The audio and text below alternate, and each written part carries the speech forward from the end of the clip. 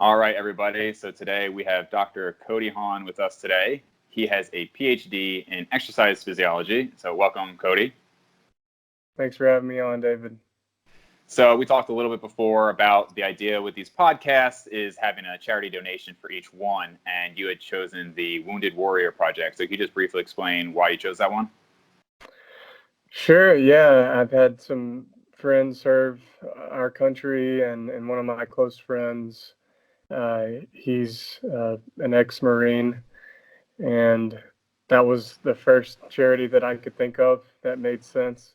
The Wounded Warrior Project, I think the work that they do is cool. I think we should take care of our veterans, so that's why I chose that. Awesome. And, as always, we'll have a link below for anybody who wants to donate as well. So kind of getting into this, I mean, we have some specific questions, but for people who don't know you, I mentioned the PhD in exercise physiology, but what is your background with lifting and how did you decide to start teaching all this? Yeah, well, like many people in our field, I became very interested in training and nutrition, supplements in high school, playing sports. That's really, and obviously looking good to the opposite sex. That's when I started lifting very seriously, mainly for muscle growth purposes and vanity, but the residual effects on sport performance. So I got interested in the area during high school, and I've always been very analytical. Um, my dad was actually a pastor growing up, Hmm. and so a Christian pastor.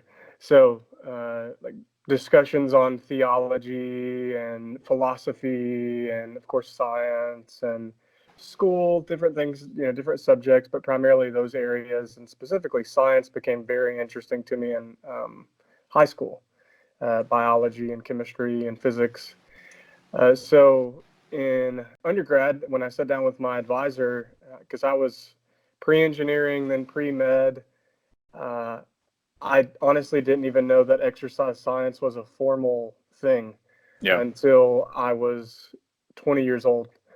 Like an actual concentration in college that you could go into, and she informed me of that, and I was like, well, I love training, and I was training like 5 6 days a week at that time, and that was before everything was so popular on social media, and there was so much information online, or at least that I was aware of, and so yeah, I just kind of chased it from there, man. I took my first class at East Tennessee State University as a 20-year-old student, and I never really looked back. I fell in love with it. It was an ex-phys class, and I went on to graduate school there at ETSU with Dr. Mike Stone. I just lucked out because I'm from the area, and Dr. Mike Stone is a world-renowned sport physiologist, and he was right there in my backyard. So I was really fortunate to study under him for my master's degree in sport physiology. And then I fell in love with the research process during my master's degree. And then I went on to do a PhD at Auburn University with Dr. Mike Roberts. Awesome. So that's a little bit about me. And I've been coaching online and in person for 6 years now. So I got my first personal training certification at ETSU when I was about, 21. And I've been doing that ever since. So about 7 years now. Okay. Uh, yeah. Yeah, I figured so you finished college what year? Undergrad, Yeah. 2013. Okay. Yeah, same. I figured it was probably around the same time. And I too, got into exercise science as my major. I switched over my sophomore year, and I didn't really know that it was even a thing. I think the difference is like for me, I was already so set on like pre-med and pre-dental that I wasn't gonna like change paths at that point. But yeah, I honestly never even had it presented to me as an option until maybe my like sophomore or junior year that I was like, oh, that was even something that I could do. It's kind of funny. I think a lot of people just like aren't aware of it. Yeah, and still, I mean, I tell people my degrees in exercise physiology, and they're just like, oh, Right, okay, right. that's cool. And And so I think they're thinking like I did my PhD in push-ups Right. or Yeah. something. And yeah, there's still not a lot of really widespread knowledge on like what it is we actually do in Right. exercise science. Most people think PT, OT, or personal training or strength conditioning. Few people look at it from a research perspective. Yeah. And it became very apparent to me while I was doing my master's specifically that there's so many questions left to be answered in the area of the effects of exercise on the body. Right. Right. Um, so, yeah, I'm excited about a career in the field, man. And I really like the research process. I know we're going to get into some of that today. So, looking Yeah. forward to it. So one of those studies, and I'd seen you talk about this on another podcast, just talking about the differences in growth and, from people's initial, I think it was like type 1 and type 2 fiber size and how much one was predominant kind of indicated how much they were going to grow. I did want to talk about like the specifics of that study, but I also just was curious your thoughts on just the differences in response. Like if you think there are true non-responders out there, because I know there are some studies showing pretty much no growth, or even some people have gotten smaller. Some of the studies I've seen, though, are either like really poorly programmed routines, or they're dealing with like a really elderly population. But for most people, let's say listening to this, teens up into mid 30s, 40s, if they have a solid routine, are there going to be some people, in your opinion, who just really aren't going to see any significant amounts of muscle growth? Yeah, that's a fun one. Um, and it's surprisingly difficult to answer, and it's an area of high contention. There are a number of opinions on the matter. I actually recently read, let me recall the first author, Craig Pickering, I think, and John Kiley. Mm-hmm. They wrote a paper, I think it was titled, Do Non-Responders Exist? And if Mm. so, what should we do about them? I think but it was a really nice paper. And we've published, when I say we at Auburn with my mentor, Dr. Mike Roberts, we published, I think in total, we've published about 4 papers in the area of sort of the heterogeneity in response Yeah. to resistance training, particularly related to hypertrophy or muscle growth.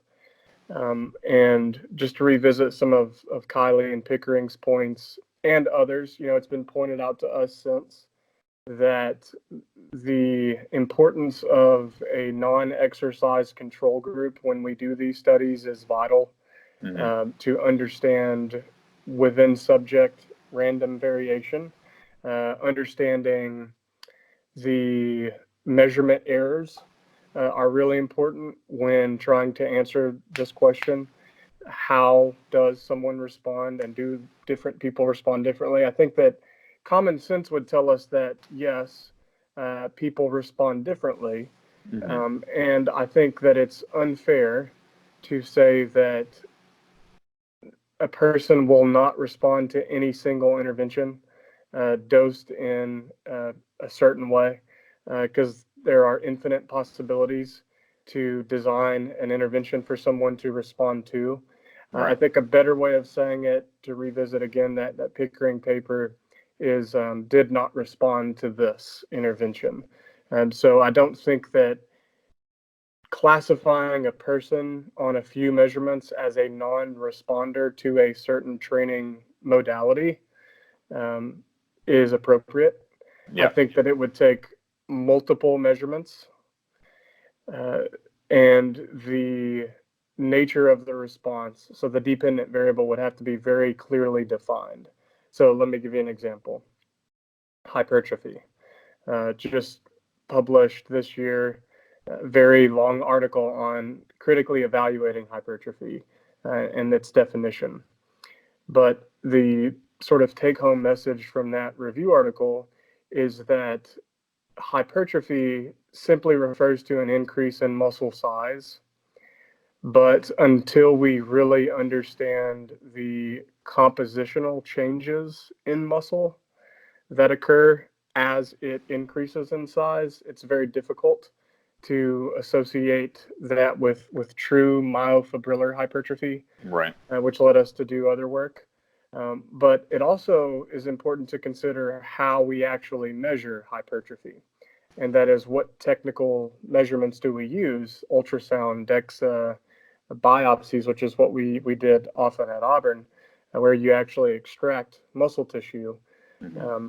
And there are other techniques, circumference measurements and estimates of fat-free mass, that you could use to conclude if someone, quote unquote, hypertrophies in response to intervention. So with all that said, classifying individuals as a responder or a non-responder depends on what measurement outcome we're referring to, the measurements that we use, and the number of those measurements that we use to assess that dependent variable, in this case, hypertrophy. Yeah. So, for example, like if I had a group of 20 and had them train for 8 weeks and just use DEXA scans, instead of using DEXA scans, muscle biopsies, ultrasound measurements, circumference measurements, and other techniques, that could tell me a different story.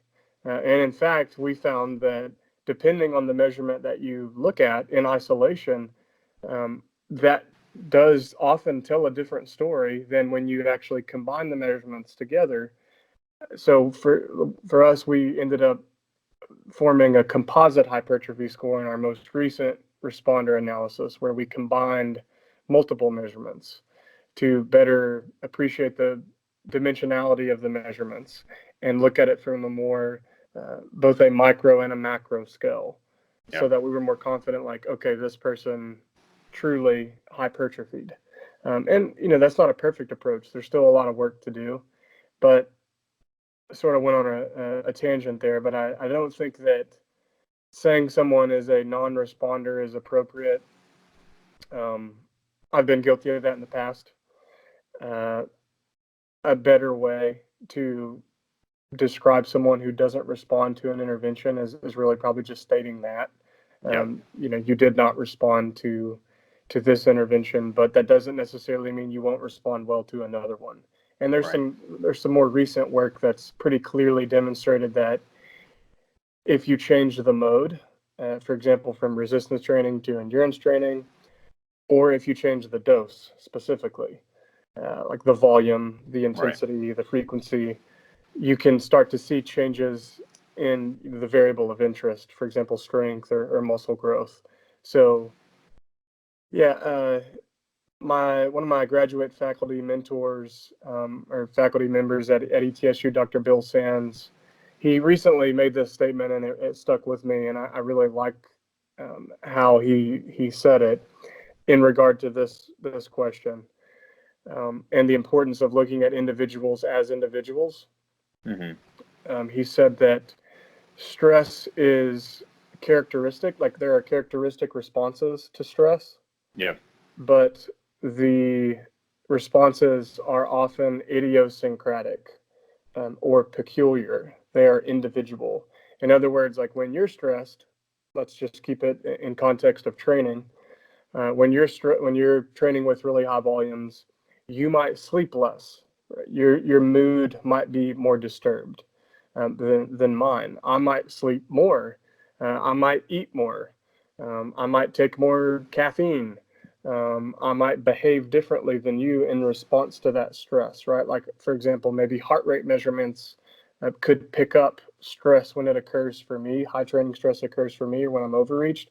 But for you, maybe a different physiological metric would be more appropriate to identify when you're responding well or not. Mm-hmm. So sort of looking at it in more of an idiosyncratic single subject manner is probably a good idea. And I was actually just reading a paper. Sorry, I'm talking a lot. Is that? No, you're fine. No, you're good. We can. Yeah, you're good. One thing I was going to say is I think when looking at it, right, especially when you're writing a paper, you have to be kind of like diplomatic in how you say things, and you don't want to. I think some people will maybe put too much into one study, right, and they're kind of overstate what they can really get from the study.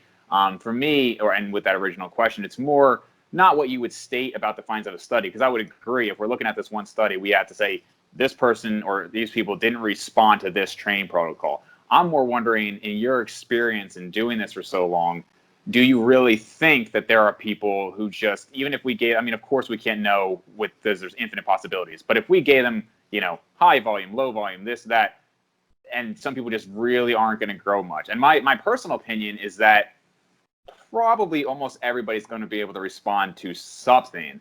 But if you are one of those people who really aren't responding much to standard routines, you might find something that works, but I doubt that person is going to have really dramatic size gains over their lifting career. Maybe you disagree, but in my experience, at least just kind of looking around, the people who really have great genetics for this and kind of blow up, they kind of blow up from most things, you know, and the people who are really struggling, maybe they do find something to get them some progress, but it doesn't seem like they're going to be maybe the biggest guy in their gym or something.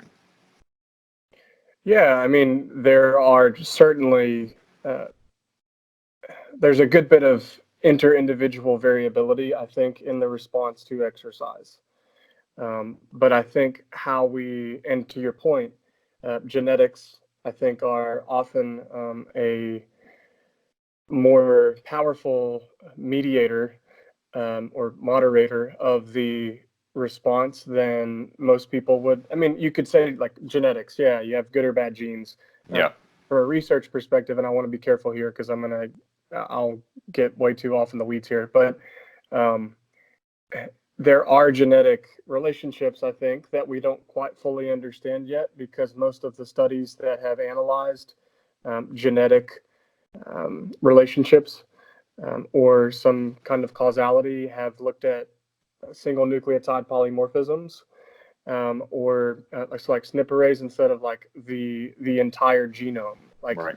A detailed dive into a polygenic trait like growing muscle, like that involves tons of genes, right? Not just like one SNP, like the ACTN3. I think like it's R577X allele or something like that. And there are a few others that people have probed and found some relationships, but I don't think that it's just one SNP. And to be fair, like I don't think that those scientists do either. But Right. I mean, we're really, and it's not the most well-funded area. Like what, I want to study maximum hypertrophic potential, and I want to sequence the genome of 1,000 people to see who can get the most jacked. Like the NIH would laugh at that, right? All right. Right. But we're slowly trying to get to a point to where we could do some kind of genome-wide sequencing and transcriptome-wide work where we can really understand determinants of response. Right. But I think your perspective is sound. There are people who are set up, and we can talk about that if you want. Some of the things that we found that seem to explain a notable amount of the variance. Now, it's been critiqued pretty heavily, as I've found is pretty common of our work. Uh, People share a lot of opinions, but I've noticed a lot of people have opinions nowadays, but not a Yeah. lot of data. Sure. So I encourage everyone that wants to critique our studies, and I'm all for it. Like, let's make it better. I want the truth. I'm a scientist by nature. I want to know the truth of the matter. But I think it's often more productive to go into the lab and do some studies, man. You know, if our study wasn't designed appropriately, or you feel like you could do a better job, I think that by all means, let's do that, or let's collaborate and figure out how we might do that together. But one of the biggest critiques of our work so far in this area is the fact that we lacked a non-exercise control group. And I agree. I wish we would have done that. I think that would really help us understand um, random variation or biological variation. And we have more recently attempted to hammer down measurement error so that we can understand, okay, what's the error in this measurement? And we want to be careful about any conclusions or changes in this variable that are explained entirely by measurement error, right? Yeah. We're looking for changes outside of that range. But with all that said, there are limitations of our findings. We sincerely tried to do great work, and we're still trying to do that. But there are some things I think that make good physiological sense. that we have found. Do you want me to kind of go into that? Sure. Cool, man. Are you sure you're not bored, are you? I mean, it's good for me. We'll see how the audience keeps up. Okay, cool, man. So one of the more interesting, and this isn't, I'll just talk more generally and then talk about some of the stuff that we found.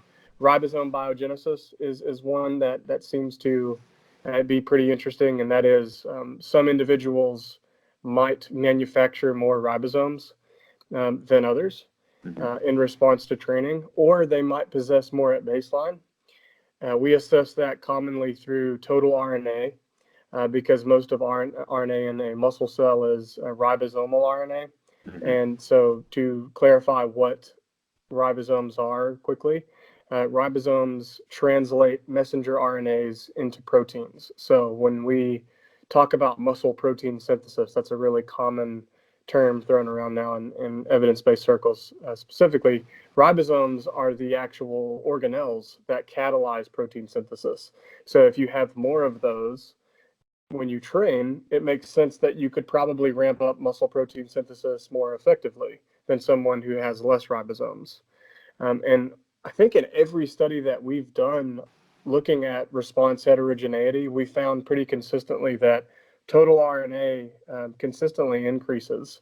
That there are other labs and there's been some differences in findings, but it's not entirely clear like what percentage of the variation ribosome number or content explains, but it does make conceptual sense to me that there might be a difference in the number of ribosomes that someone has or manufactures in response to a training intervention and how they respond from a hypertrophic standpoint. Now, are you saying from an initial standpoint, as somebody is growing, they're producing more ribosomes, and how much of an increase there is the genetic factor we're talking about here?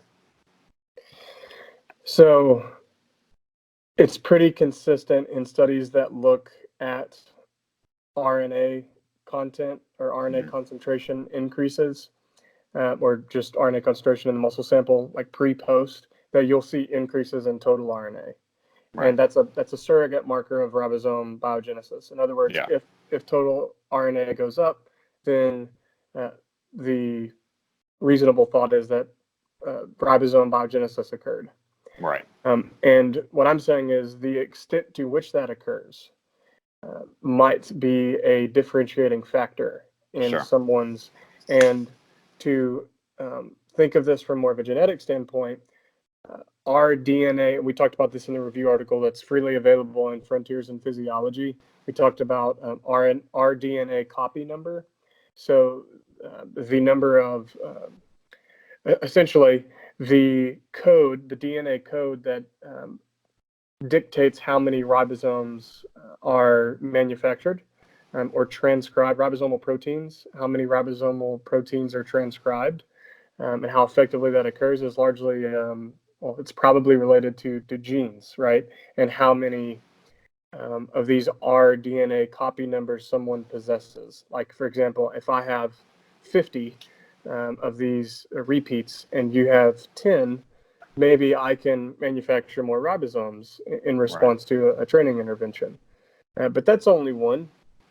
I mean, did that make sense?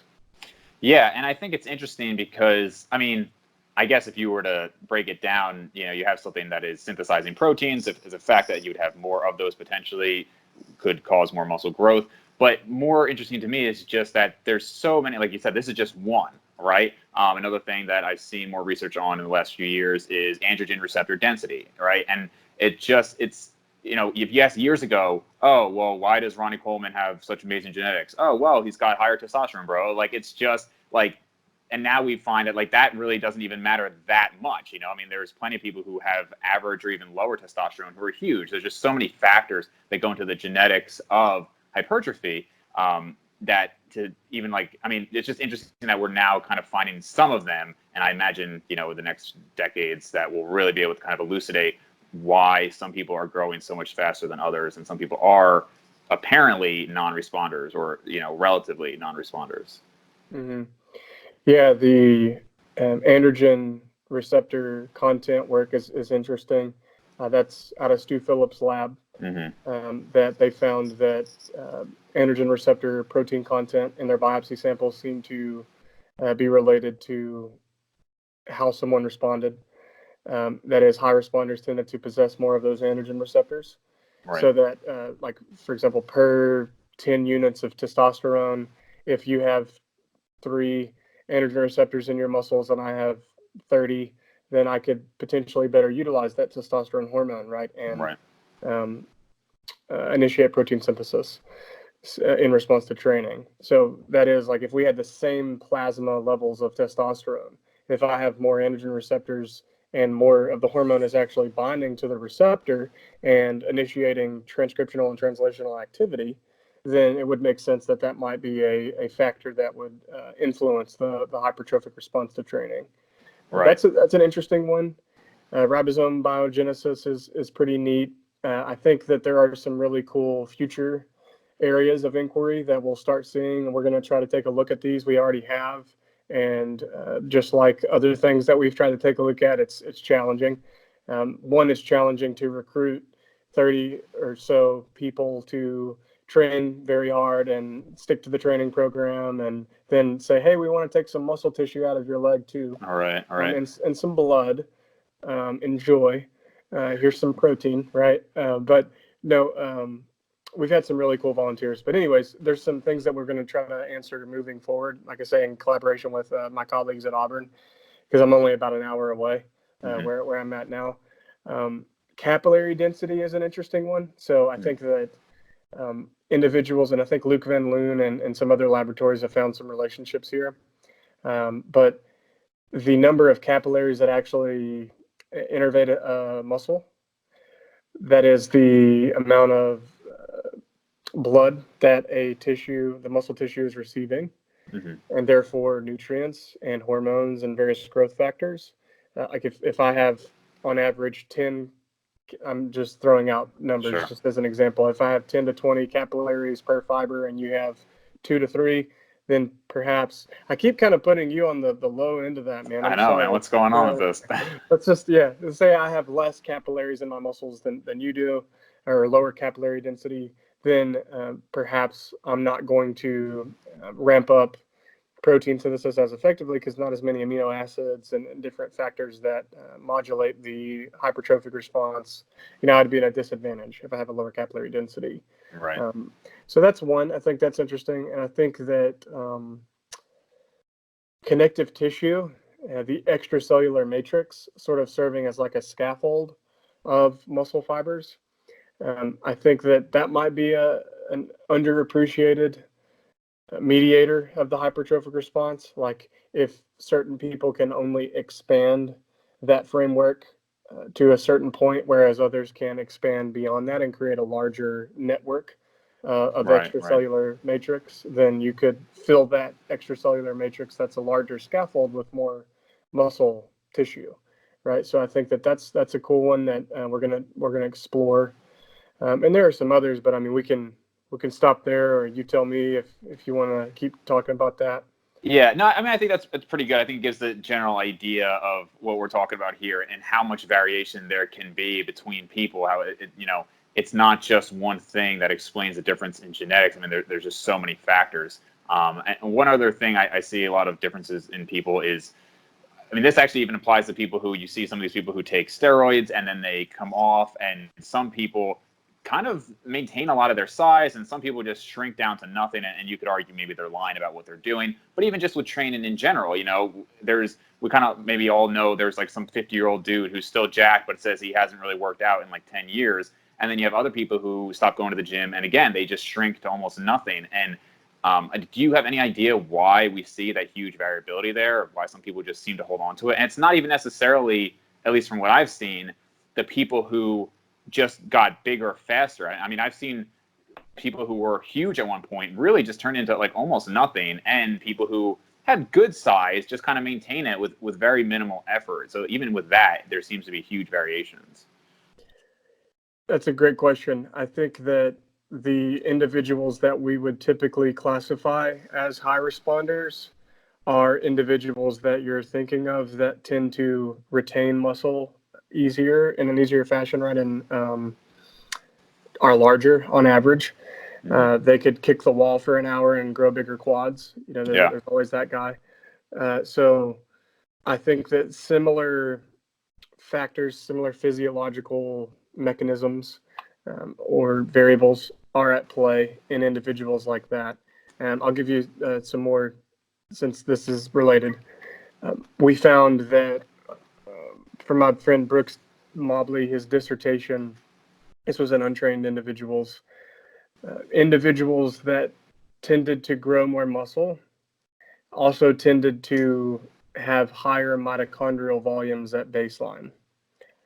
And mitochondria are important for ATP generation and protein synthesis, muscle protein turnover in general. Both breakdown and synthesis are energetically costly. Maintaining a larger cell costs more energy by comparison to a smaller one. So, in other words, some people probably have greater mitochondrial volumes, just again related probably to genetic factors. Does that make sense? They have just like sort of a greater metabolic capacity without having to do much training. So I think all of those combined, right? If someone has more ribosomes, a more dynamic extracellular framework, we didn't even talk about satellite cells.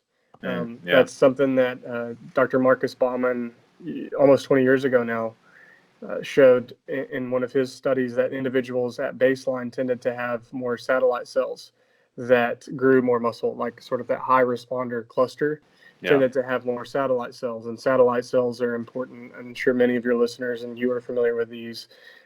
They can donate their their nucleus to muscle cells.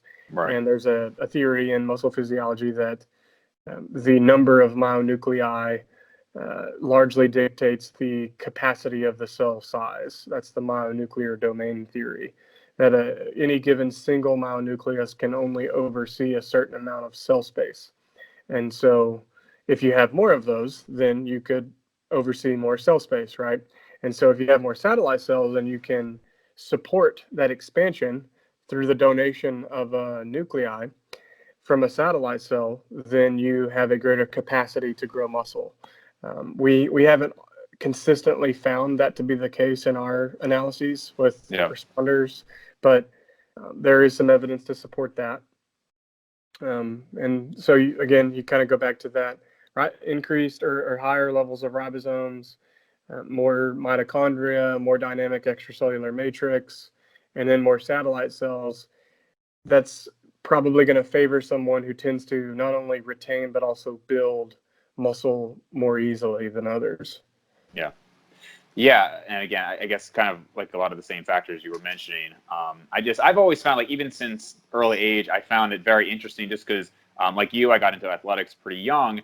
And I always felt like from an athletic standpoint, like I was doing pretty well. But I've said a few times on here that I was surprised that I didn't really grow as fast as I would have expected. I had friends who were like definitely surpassing me within a short period of time. And I mean, again, I did fine, but I always was kind of fascinated by the people who just looked insane. Like even in high school, it's like, how do you look like this within like 1 or 2 years of lifting? And so it is interesting now, like a decade or more later, to actually see some of the reasons behind it coming out. And then, like we said before, I'm sure more will come out in the future. Yeah, man, I know what you mean. I think we all wish we could have been a little bigger in high school, right? Yeah. But yeah, there are individuals that gain and retain muscle more easily, I think. And there are a host of physiological factors that modulate that response or, that ability. Some other ones, and this relates to sport performance in high school too, because I always worked really hard, but I wasn't the most gifted athlete. Mainly, jumping and sprinting. So we found in a recent analysis that individuals who gained more muscle based on that composite hypertrophy score, this is in Frontiers, this is a free paper, it's open access. Individuals who had greater amounts of type 2 fibers, either 2A or 2X. But that's a myosin protein. It's a contractile protein that catalyzes the breakdown of ATP so that you can bind myosin to actin and therefore contract fibers faster. So like if you have a fiber that has almost exclusively type 1 myosin heavy chain proteins versus a fiber that has almost entirely type 2 myosin heavy chain proteins, that type 2 fiber will contract anywhere between 4 and like 9 times faster than a type 1 fiber. And we found that individuals who had more type 2 fibers in the biopsy samples that we collected from the vasa saturalis tended to gain more muscle in response to, at least in, based on that composite hypertrophy score, which is largely determined by the FCSA variable, the fiber cross-sectional area variable. Right. But that baseline cross-section, the more type 2 fibers that were in that cross-section, the larger on average those fibers tended to grow. Right. Is what we found. And I think that makes sense. I saw, shout out to Ryan Solomon. I saw you on his podcast. Oh, yeah. That was a fun one, man. Yeah, it was a good interview. And something that he brought up, a kind of a contradiction in his head was, well, okay, the people with more type 2 fibers grew more, but also the people who started off bigger didn't grow as much, right? And I think he was saying that he would have thought the people with more type 2 fibers would have been bigger, and I would think that too. Were these untrained subjects? They weren't, right? These were already trained subjects, right? Yeah, these were trained individuals. Yeah, we screened all of them. This was for my dissertation, so we sat and talked to them and tested them in their squat, like watched them squat, and ensured that we were comfortable saying like, okay, this person has lifted for a while. Yeah, and I was kind of surprised by like the second part of that, which was that the people who were smaller grew more. And you could certainly argue that, well, they were smaller, so they had more room for growth. But I mean, unless they were just happen to be training a lot worse than the other people, they were all, I think, trained in a similar amount of time, or at least averaged between the groups. I would have expected that, maybe the people who were bigger had better genetics, and so they still had more potential for growth. But I guess not, according to what you guys found. That's a really insightful point. And something, again, to revisit an earlier point that I want to do going forward, as difficult as it can be to have individuals serve in this role for a study, we really need a non-exercise control group to just take biopsies before and after an intervention and see the variation in fiber size and relate any findings to that. And I can't be super confident that had we done that, the same story would have occurred. That's a certain limitation of the study. Yeah. But with that said, although some of those factors we discussed previously, there is still a genetic ceiling, right? That there are certain physiological factors that modulate that response, that favor a hypertrophic response, someone being a high responder. But that doesn't mean that response is endless either, right? There are upper limits without drug use. You sure? We don't just have to believe we can push further? Man, I wish I would be like as big as this room right now. But no, I do think that. Have you ever read The Sports Gene by David Epstein? I've never read the whole thing. I mean, I've seen like quotes from it, but I've not read it.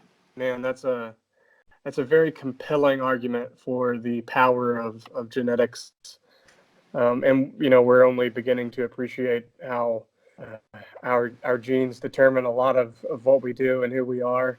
Oh yeah. Obviously, epigenetics is an area that's my friends at Auburn are exploring line 1 activity and some pretty cool genetic stuff, epigenetic stuff, I should say. So how certain behaviors and different things influence genetic expression. It's not just the genes that you possess, but the genes that you express. That would be a good title of a paper. I'm going to have to write that one down. But yeah, just like you may have a gene, but until it's actually expressed, and that is to say that it's transcribed into an mRNA and then translated in some way, or it's physiologically active, then, what effect is it really having? Right. But anyways, I think, genes are powerful, man. And that's a fun area. I think here in the next 10 years, we're We're going to learn For a sure. lot about the complexity of the genome and how various things can be largely explained by genes and epigenetics. Yeah, I mean, I talk about genetics all the time on here. People are probably sick of hearing about it, but for me, it's just so interesting. And you could definitely complain about it. I know I did for years. Why don't I have better genetics to be huge? But the other side of it is like, be glad that it is something most people can modify significantly. Not your genetics, but I'm saying how much muscle you have, because there are a lot of things that are genetic that you can't do anything about, right? I mean, like if I look at height, I'm fortunate that I'm 6'1", right? But if I was super short, I'm just stuck with it. There's nothing I could really do about it. And, there's plenty of genes that you just can't do anything about. So at least with muscle growth, yeah, I mean, maybe you're not going to be like a top Instagram model, but most people, if you fall within like a normal distribution, most people are going to be able to make significant changes. So I definitely can relate to anybody who, hates their genetics and as far as, muscle growth, but it could definitely be worse. There are other things that we can't modify currently at all. So I think it's at least cool that we can find these little things here and there that can, even if it's 5% here and 10% there, it's cool that we can modify it. Well said. Well said. Yeah, agreed. And being aware is really helpful. I wish early on I wouldn't have wasted so much time trying to play professional basketball. Yeah. Man, I could have spent that time, I think, more wisely. Um, because I'm 5'9" and I can't jump very high, Right. Yeah. So yeah, I mean, I think it's powerful to be aware, but I also want to be careful too, because I don't know if you read my friend Greg Nuckols' Mass, Yeah. the review. Yeah, did you see the the review that he did on the paper that told subjects they had a good or bad genetic draw and how that influenced? Yeah. That was super interesting. Yeah, That man. was, So yeah. that was super cool. Yeah, super cool. So I think we have to be really careful about what we say to Yeah. someone right now. People are getting their 23andMe's and, oh Right. my gosh, I'm going to die. Or, so but you got to be really careful right now because a lot of that stuff is preliminary. Mm-hmm. And often, like I said, it's a SNP analysis. So, we have, gosh, 20,000 genes or so. I mean, we got to Yeah. be really careful, man, Mm. about that. And we're only beginning to understand the complexity of the genome. So Yeah. I'm not comfortable saying like, okay, we're going to do this study on 10 SNPs and it's going to give us the power to conclude that this person will never respond well to resistance training. As you said, if we go back to sort of that Gaussian curve, the normal distribution, we've known for a very, very long time that it's sort of like this, right? Mm. Responses and population-wide inferences, about 60 to 70% of people are going to be here, and then you'll have outliers, right? But Yeah, yeah. I told this story. I forget which podcast, but I've told it before about like 23andMe, and I did it years ago. And when you get it, you can run it through Prometheus, it's called, and it'll just kind of break down what each gene means. So, like you said, it's like around 20,000, and it'll be, for most people, it's like 3/4 of them are green, like positive, and then some amount of neutral, and whatever amount is negative. But even if it's like 1/20th is negative, that's still like 1,000 negative things. So for whatever reason, I was like, well, I'll start with the negatives and I'll go through the positives. So I'm just reading like hundreds of negative things. And I was like, this was an awful idea. I felt like so crappy afterwards. So I would recommend anybody who gets 23andMe to not do that. right, yeah, yeah. I haven't done that because I don't want the government to have my genetic information. Yeah, I'm, I've heard I'm people say kidding. I'm that. kidding. I really, I don't. I'm not like big on conspiracy theories, but Yeah, yeah. I mean, I don't know. Maybe. Maybe, but one thing we talked about before, or we kind of started to talk about a little bit, was when we have muscle growth, the components of what that growth actually is, and is it actually like myofibril growth? The one paper you sent me talking about sarcoplasmic hypertrophy was showing that I believe it was showing that the myosin and actin components were actually decreasing, right, like per given area. I forget exactly the details, but can you kind of go into that and what type of growth we actually saw? Sure. So I was on another podcast that just came out with Synapse Performance Podcast, Okay. with David Nolan, and where I talked a good bit about this, and I listened to it, and I felt like I was a little confusing Okay. in parts. So it's a good thing that you're bringing this up, and I can clarify. Um, so if we take a muscle fiber, it has a membrane, and it's this cylindrical cell. Um, and if we just think of it from a basic composition standpoint, it's around 70% fluid. And that's what we call the sarcoplasm. And in the sarcoplasm, you have a variety of things, but glycolytic enzymes, other enzymes, ribosomes, the T tubules, and sarcoplasmic reticulum and mitochondria would technically be lumped into that sarcoplasmic fraction, but really suspended in it. And the T tubules actually kind of run continuous with the membrane, and then the reticulum sort of spreads out over the fiber, right? So sarcoplasmic hypertrophy would be and then let me back up, see, because then I start getting ahead of myself. Myofibrils make up most of a muscle fiber, and those are these cylindrical thread-like structures that run throughout a fiber. So all that's clear? All right. Sarcoplasmic hypertrophy would be an expansion in the fluid portion, the membrane, the sarcoplasmic reticulum, the T tubules, or the mitochondria, with a maintenance in or decrease in myofibrillar number.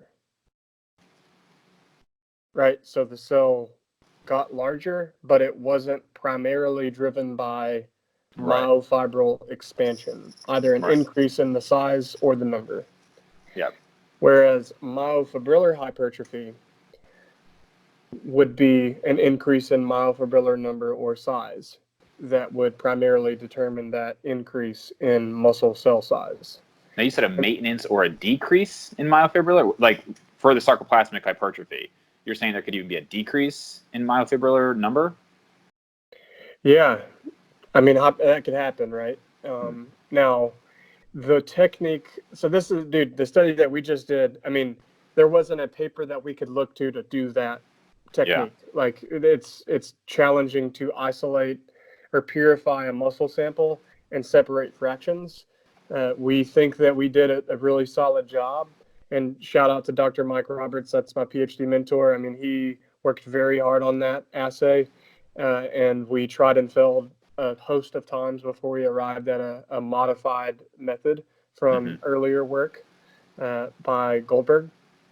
But so what I'm saying is, if I have 10 myofibrils in my muscle, and let's say in a single fiber, and the fiber gets larger, but I still have 10 myofibrils that didn't change in size, Right. then that would fairly, in my opinion, be referred to as sarcoplasmic hypertrophy. Right. If we assess that through fiber cross-sectional area. But it's very possible that the myofibrils could either decrease in size or potentially we could lose some myofibrils. I mean, that hasn't been clearly studied in human fibers, but especially in response to a training intervention, that wouldn't make good physiological sense to lose myofibrils.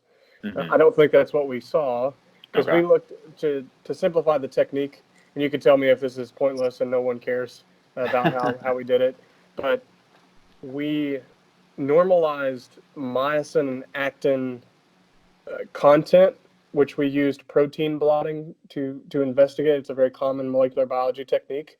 So we homogenized the tissue in special buffers, and we knew the weight of the sample that we used to do the blot with, and we normalized to that weight, and we could detect the density of myosin and actin contractile proteins, which comprise the majority of a sarcomere. We analyzed the density of those blots, which is a surrogate measure of their concentration, right? Because we normalize back to the input weight. So we felt comfortable in saying concentration of those myosin and actin proteins. And we found that the concentration decreased notably. At the end, after the deload week, by like 50% of baseline levels. Wow. But that reduction in concentration, we think, is primarily related to the fact that the fluid portion of the cell increased. That is the actual sarcoplasmic volume. So the volume of fluid increased. And we used proteomics to investigate the sarcoplasmic protein concentration. So sarcoplasmic protein concentration tended to increase. So that's the concentration of various proteins in the sarcoplasm. Yeah. So not in the myofibrils. Right. That tended to increase. And we know that total RNA increased. Like we found that in our study. So it makes sense that proteins, those transferases, may have increased in abundance to assist in the manufacturing of ribosomes. Yeah. So does all that make sense? Yeah. But yeah, so I mean, with that said, I think that in our hands, based on the methods that we used, and dude, I want us to keep exploring this. I want other labs to explore it. I'm very curious about where this goes. It's a super interesting area. It was unexpected, like what we found. I was surprised. Yeah. But I think that the sarcoplasmic fraction, that is the fluid, and the T tubules and the sarcoplasm, or the sarcoplasmic reticulum and the membrane volume, increased. And we know that based on the citrate synthase activity assay that we use, mitochondrial volume seemed to have decreased. So calcium handling structures, the membrane, and the sarcoplasm seem to largely explain the increase in fiber size in the subjects from my dissertation, that we actually observed an increase in fiber size in response to that 7-week training intervention. That's 6 weeks of training with a week of deloading. Gotcha. So for your next, I guess, where are you looking to go with your next paper or next few papers? Like, what's the main thing you're trying to explore right now? I know you guys just finished another paper, but. Yeah, so this fall, my good buddy, Chris Van, he was a co-author on all of the papers for my dissertation. He was basically my right-hand man the entire time I was doing my dissertation. Yeah. He is following it up with a study that will include a non-exercise control group. And we're going to take a look at the effects of a different training design involving different intensities and different volumes to see if for example, if the intensity is higher, will that change the mode through which hypertrophy occurs? For example, will we see more myofibrillar protein accrual and less of a sarcoplasmic response? Right. Awesome. And we're going to include quite a few different measurements and not just the biopsy data. It's going to be a really good study, I think. I'm excited about it. Very cool. All right, so the last major question I kind of wanted to go into is, I'll hear some people talk about, you've got to have the heavy lifting in there. And we know now from some of these earlier studies that, as long as you're matching volume, even 60% of 1 rep max can lead to equivalent hypertrophy. And then if you talk about blood flow restriction, they're using even like 30% of 1 rep max. So we're seeing more and more that light training can get great results in hypertrophy. But some will still definitely say that if you want to keep your size, you can't just do only higher reps, that like as you age, you're going to get a lot smaller unless you keep the heavy lifting in. So what do you think about that? I think it's a great question. I think that a combination of loading techniques makes the most sense. A common criticism of my dissertation has been a lack of overload through the addition of load, like as a percent of the person's 1 rep max. Yeah. Fair. criticism. However, it wasn't a design, the study design from a research standpoint. We didn't set out to design the best training program for hypertrophy. We had to make, and I wrote a long article with Mike Israetel on this, which is freely available on Stronger by Science, that I would encourage anyone to read that's interested in my stance and some of the limitations of that study. But we had to standardize the percentage of 1RM for a variety of reasons. Logistical purposes, there is good physiological rationale that that's sort of a minimum. Minimum isn't the right word, probably like a good threshold of notable increases in muscle protein synthesis, 60% 1RM.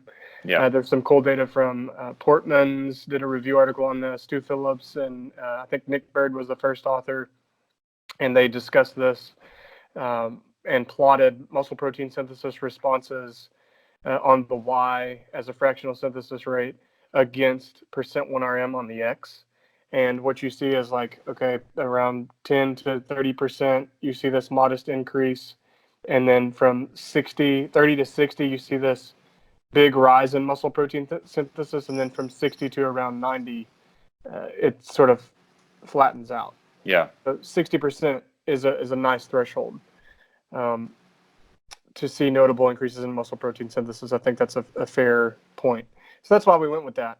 Now, I think, and I wanted to ensure that we overloaded through the addition of sets. That was important to me based on meta-analytical findings from Brad Schoenfeld et al. Starting at around 8 to 10 sets and then going up to levels that hadn't been studied before. That was one of the key goals with the study. So we went from 10 sets, this is per week, per movement, up to 32 sets. And yeah, that's what we studied. And we found that you can see hypertrophy through volume-only progressions, but that hypertrophy might be primarily sarcoplasmic if the intensity is light or low, right? If the load is low. But I think muscle growth is it's a complicated process, but it takes a lot of time. Like to really direct the adaptation and to accrue myofibrillar proteins and either grow the size of a myofibril or complete myofibrillogenesis, the creation of an entire new myofibril, that's a time-intensive and energy-intensive process that we are unlikely to assess or measure on the order of weeks and more likely to observe on the order of months to years. Right. And that's not to say that training in the short term is pointless. There's some remodeling that occurs, and there are certain metabolic adaptations that occur. We found potentially in the sarcoplasm. For example, if we had kept going on, maybe deloaded and kept going on with 60% 1RM and overloaded in a similar fashion, we probably would have eventually seen the accrual of myofibrillar proteins. But we didn't do that. Right. But I think that we probably would have seen that eventually. I think a lot of and we talk about this in the manuscript, and this will be freely available in PLOS One. The preprint's already up. We had to do some minor edits, but after the criticism from reviewers, we made a few modifications, and it should be freely available in PLOS One for people to check out.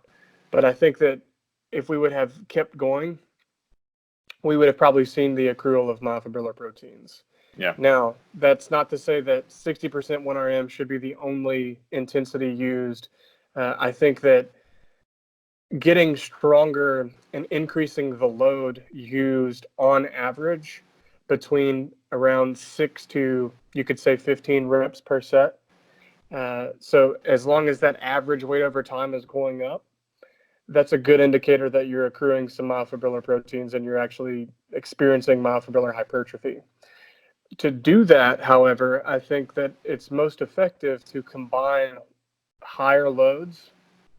So think sets of 3 to 6 with sets involving lighter loads and higher reps per set. Think 12 to 20. So on average, we're somewhere between 6 and 12. Right. So a combination of intensities and rep per set values for maximal muscle growth over time makes a lot of sense. Now, that's only scratching the surface because I think bodybuilding periodization and phase sequencing is an area that in the future it needs a lot of attention, because I do think that there is a best way to, and it's an individual, strategy. It should be individualized, but there's likely a best phase sequencing approach, and a resensitization period that's likely necessary, where you have periods of, for example, high load training with low volumes, periods of very high volume training with light loads, emphasizing more metabolite accumulation and metabolic stress rather than tension primarily. I think that there's some rationale for that. So I don't think that's an either or thing. I think that Right. it's both and. Yeah, and I would agree. I mean, I think certainly it makes the most sense to do both. I know, obviously, as some people get older, they want to increase their rep range. They don't want to necessarily do as much heavy lifting. But I think for the most part, you can still get in some heavy lifting. Do you know Shelby Starnes? Yeah. I haven't read much of his stuff. I'm familiar with him. Yeah, I mean, I used to read his stuff years and years ago, but I remember talking to him a little bit, and there was one guy on a forum who was saying he thinks that when you bulk up and you gain muscle, you've got to hold on to it for a while before you diet down. And Shelby Starnes said he didn't believe that. He thinks, muscle growth is muscle growth, and that as soon as it's there, it's good. But he later changed his mind. I remember talking to him like 2 years later, and he said, actually, since then, I think you should hold on to it. And I think maybe the mechanisms you're talking about might be a reason for that, that maybe, if you're at the peak of your bulk and those last 5 pounds have been mostly from sarcoplasmic hypertrophy, maybe you do need to hold on to it for a few months before you cut down. And it's hard to say in my own experience, just being one person, but I think it does kind of make sense to hold on to it. Some people talk about like solidifying the gains before cutting down. Maybe that's a potential mechanism by which that makes sense. Yeah, I think that feeds into the phase sequencing comment that I was making. I think that there is rationale physiologically for continuing to present a stimulus that encourages the retention of myofibrils. Yeah. Like actual myofibrillar protein. And there's probably a lower bound threshold of intensity of load that corresponds to a more effective retention of it. That was really overly complicated way of saying that. Yeah, I think that what you're saying makes sense, and solidifying your gains, stabilizing a period of, and there's some cool rodent data, man, that from Ogasawara that suggests that mTOR signaling, and this is in rats. I said that already, right? Yeah.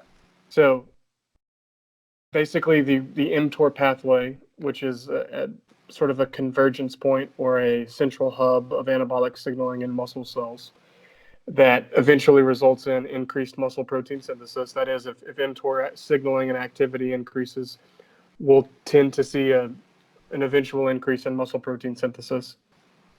If mTOR signaling is going on, that makes sense, right? It's quote unquote anabolism.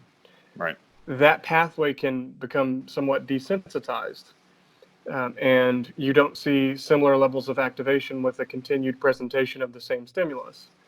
With a period of deloading, or a removal of the training stimulus, or at least a reduction in it, you can see a restoration of mTOR signaling. So in other words, you become desensitized, then through a period of either an adjustment in the training stimulus, for example, maybe emphasizing metabolite accumulation, or simply just deloading, you could restore typical anabolic signaling. But if you extrapolate that to the human, I think that I've found that after about probably 3 months, maybe as many as 6, you can be pretty consistent with a certain training design, at least the qualitative design. Yeah.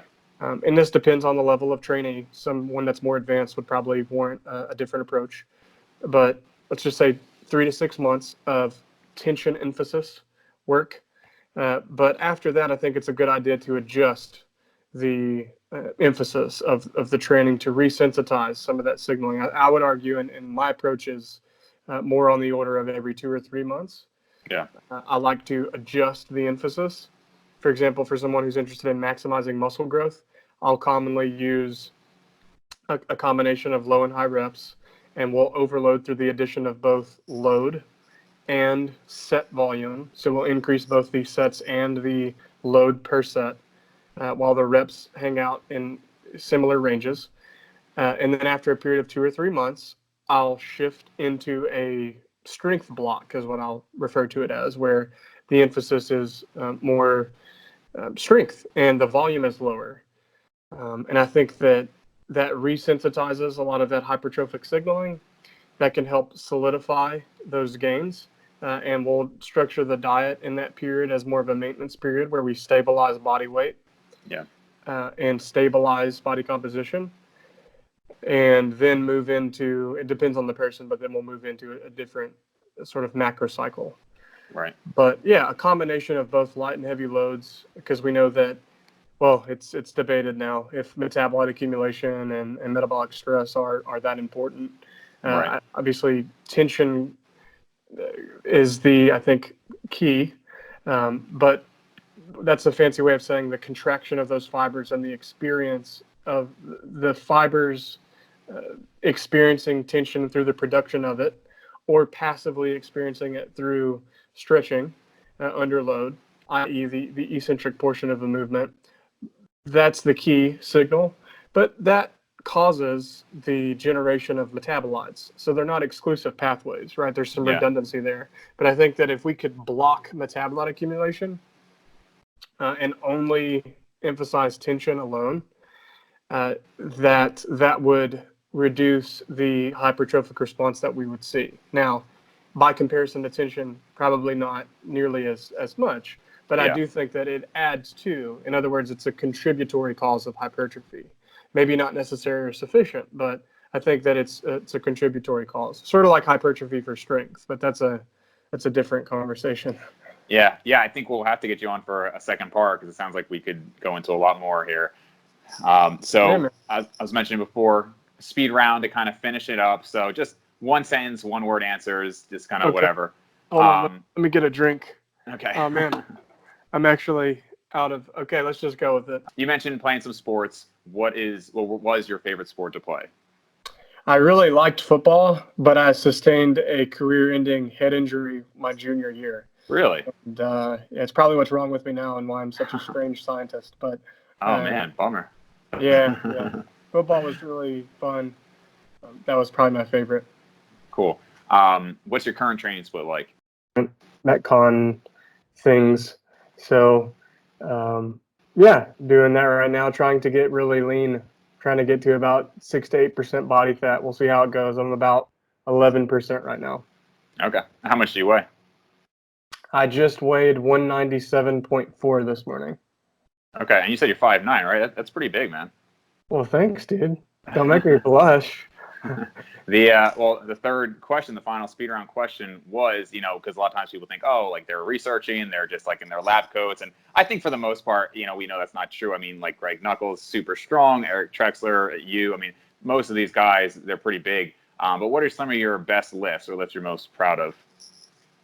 Awesome question. I squatted 500. I deadlifted 500 and I benched 365 when I was 22 years old. 22, okay. I was also 235 pounds then. Oh, wow. Big man. Yeah. I was a lot more jacked and a lot stronger. Yeah. Well, I've said before, we're just slowly trying to just like diminish, like just hold it up as long as we can before we degrade into old age. Yeah. It's about right. All right, man. Well, great conversation. Like I said, we'll have to get you on for a second part here. Where can people find your work and what you're putting out? Yeah, thanks for having me on, man. I am now on Twitter and Instagram. That's at DrCodyHaun or Dr. Cody Haun. That's both Twitter and Instagram. I have a Facebook. I'm trying to put out more information here and there, but with teaching and research and really trying to prioritize my family and friends, especially my wife. I try not to be on my phone too much. So I'm not super active on there, but you can find me on there, and I'm trying to put out more content. And then ResearchGate is where I try and make sure that my research is up to date. And I'm also listed as a coach through Stronger by Science. And I've been working with Greg and team for about 6 years now. Also, a newer company called Uplift, helping them to build a sort of a network of qualified coaches to help people find a qualified coach if they're looking for one for any given fitness or sport related aim. And so I've been consulting with them for about a year now, more as like a scientific consultant, trying to optimize and centralize the remote coaching process. Cool. Because I've dealt with Google Sheets and spreadsheets, Excel, Google Docs, like all sorts of different softwares over the years, and centralizing everything, the payment process, all that into one place is something that I was looking for. And fortunately, Aplift reached out to me, and I think that's a really promising solution, especially for coaches who are evidence-based and want to mine training data and track it and make training decisions that are based on data. So that's exciting. And then, yeah, email, man. You can email me at chaun@lagrange, LAGRANGE.edu. I'm an assistant professor here, loving it. And I'm also the sports science coordinator here. We have an undergraduate program in exercise science, and then we have a master's program in strength and conditioning specifically. And that's really exciting. That program is growing, and we've rewritten a good bit of the curriculum and classes like sport physiology, advanced sport nutrition, athlete monitoring. So if you're interested in a graduate program, we have an in-person program where you get to work with some of the athletes here and us on research. And then we have an online degree as well that's in strength and conditioning, where we post all that content and you have access to us and your professors online. So a lot of cool stuff happening, man. Thanks for letting me do all the blurbs there. No, very cool, man. We'll talk soon. All right, buddy. Sounds good.